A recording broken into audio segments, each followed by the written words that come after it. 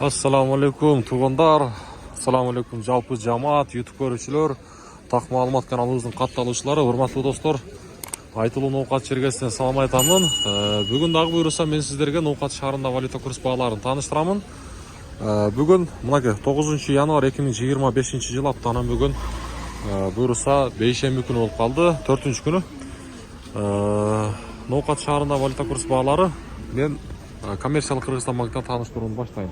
Рубль 0,80 тыйынга көтөрүлүп тур тугандар, доллар 86.85, евро 89.20 тыйын, 89-га түшүп отур евро. Тугандар, каналга сөз түрдө катталып, мына ушундай лайкты тарс этип ар бириңиздер басып коюңуздар, бекер болгон лайкты. Мен сиздерге күн сайын ушул курстарды тааныштырып, көрсөтүп билип берип турам.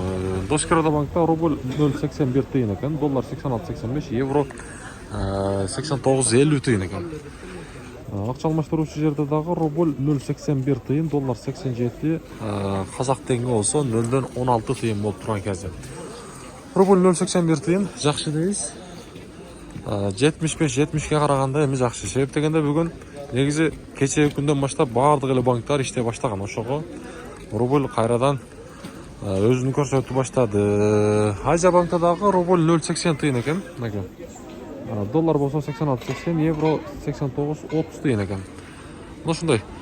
Ушундай курстарды көрүп туруңуздар келсе, сөз түрдө уведомленияны басып коюңуздар, коңгуроочуну. Тугандар, анан дагы лайкты деген ушундай басып коюңуздар, классы бекер болгон лайкты. Кийинки чыгарыстан жолукканга чейин.